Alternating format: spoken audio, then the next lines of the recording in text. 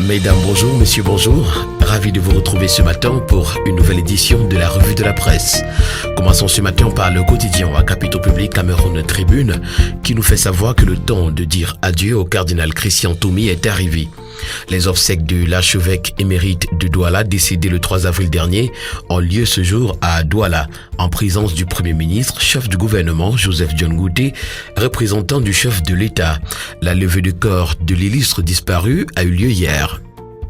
C'est le même son de cloche ce matin pour The Guardian Post, le quotidien Émergence également qui parle des adieux au cardinal Christian Toumi et la nouvelle expression qui titre Le dernier voyage du cardinal. La nouvelle expression nous informe également ce matin que le régional Elekam de Bafoussam est décédé. À Bamenda, 5 personnes ont été tuées.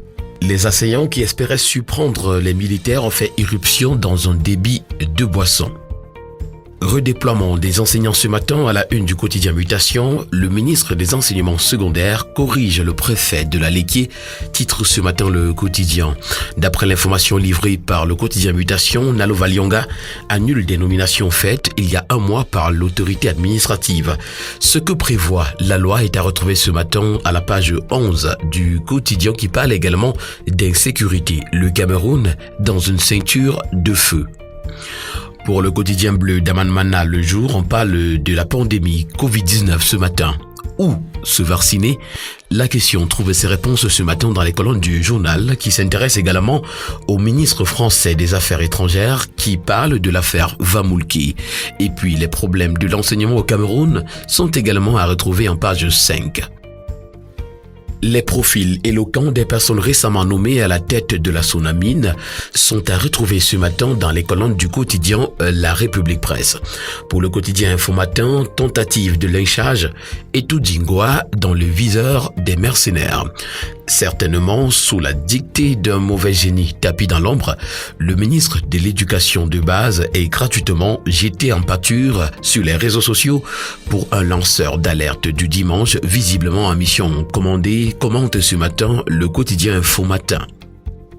Le quotidien L'économie, quant à lui, lance une alerte ce matin, nord-ouest et sud-ouest, en situation d'urgence alimentaire. Suivant une étude, la réduction de la mobilité urbaine et interurbaine à cause de la crise sociopolitique a empêché le bon déroulement de la campagne agricole dans ces régions. Norme également 900 pesticides homologué par le Minader. Et puis ville et zone rurale, une société américaine veut offrir des services internet au Cameroun. C'est la consommation qui est affichée à la grande une du journal L'Essentiel. Le pain amer des livres titre ce matin le bi-hebdomadaire. D'après le bi-hebdomadaire, pour supporter l'inflation des cours des matières premières, les boulangers ont augmenté de 10 francs CFA le prix de la baguette de pain sortie d'usine. Les livres contestent cette décision unilatérale et menacent de répercuter cette hausse sur les détaillants afin de sauvegarder leur marge bénéficiaire. Interpellé, le ministre du Commerce est déterminé à protéger les consommateurs. D'après le Point Hebdo, parution de ce 20 avril 2021, Hubin Olangena Awono est cannibalisé. De l'avis de certains magistrats, parmi les prisonniers de l'opération Épervier, Hubin Olangena Awono est celui qui paye le plus lourd tribut, tant des accusations qui pesaient sur lui au moment de son arrestation fondent comme neige au soleil au fil des procès. Aujourd'hui, à la présidence de la République, l'on éprouverait une compassion pour le fiston du maître des lieux. C'est une inauguration dorée du parcours Vitar de Ngaoundéré que les populations de l'Adamawa ont vécu hier. Témoin éloquent de la brillance de ses réalisations, la remise des médailles au personnel du génie militaire et assimilé, maître d'œuvre du joyau architectural de Séyan, procédé en marge de la double cérémonie d'inauguration du parcours Vita de Ngaoundéré et sa rétrocession à la mairie de la ville éponyme qui a été présidée hier 19 avril par le ministre des Sports et de l'Éducation physique, Narcisse Mouélé Kombi, cristallise la performance d'une composante à la fois stratégique et opérationnelle de l'armée camerounaise, commente ce matin le journal L'Élite. La même information est relayée ce matin dans les colonnes de Le Reporter Hebdo qui parle du colonel Gerson Kamgan, grand officier à Bimeti. Ce colonel, directeur du génie militaire, a été élevé par le président de la République à la dignité de grand officier de l'ordre national de la valeur. Pour l'hebdomadaire Flèche d'Afrique ce matin, commune d'Ayos, compte de l'exercice 2020 approuvé. Sous la présidence du préfet du département d'Union et Foumou, une session du conseil municipal de la commune d'Ayos consacrée à l'examen et à l'adoption des comptes s'est tenue le 14 avril 2021. Il en est ressorti l'approbation et l'adoption du bilan comptable de cette collectivité, toutes choses qui confortent l'exécutif municipal dirigé par Paul Dongo-Mbiko, le maire, dans son ambition de faire d'Ayos un pôle de bonne gouvernance. Également, Gaston Elundou Samba en petite une, à fond pour l'énergie. Le ministre de l'Énergie et de l'Eau mouille le maillot pour résoudre les problèmes liés à la fourniture en énergie qui se posent. Descente sur le terrain et directives à l'endroit des opérateurs et bien d'autres sont le lot quotidien du ministre tourné vers l'action.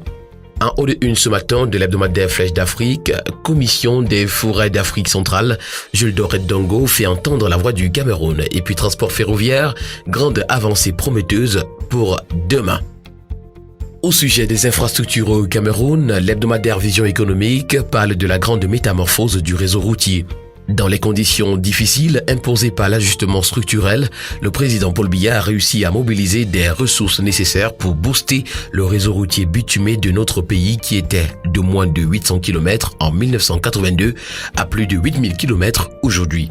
Notre réseau routier bénéficiera d'ailleurs de plus de 500 km d'autoroute d'ici 2025, ce qui a révolutionné notre mode de transport et a permis la création de milliers d'emplois. Vision économique parle également ce matin du comité des ministres de l'Agence de supervision de la sécurité aérienne en Afrique centrale. Les résolutions de la 3e session ordinaire présidée par le ministre Jean-N.S. Masséna-Ngalé Bibeye sont à retrouver ce matin dans les colonnes de l'hebdomadaire qui parle également de Kamwata. Environ 1 milliard de francs CFA de pertes par mois du fait de la fraude hydraulique. L'hebdomadaire Terre Promise, quant à lui, s'intéresse ce matin au ministre du gouvernement. Ombre et lumière d'une fonction convoitée, titre ce matin le journal. Sorcellerie ce matin à la une du quotidien Réalité Plus, une bande de hiboux échoue avec fracas chez Sa Majesté Famé Dongo. Également, Babadjou, les comptes 2020 du maire Gisèle Tanguay sont bons. L'hebdomadaire Camarouest News s'intéresse ce matin à la délinquance sans limite à Bafia où des bandits sorciers ont brûlé les engins de la mairie.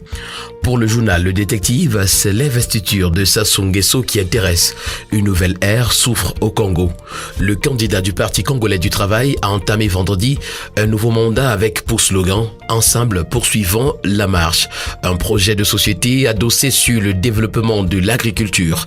Et cette fois-ci, il promet de lier la parole à l'acte, l'idée étant de diversifier l'économie du pays, trop dépendante au pétrole. Mesdames et messieurs, stop F1 de la revue de presse édition de ce 20 avril 2021. Merci de l'avoir écouté, rendez-vous demain pour une nouvelle sortie. Mais d'ici là, rappelons-nous qu'acheter un journal en kiosque, c'est participer significativement à la vie de la presse au Cameroun. Merci et agréable journée à tous.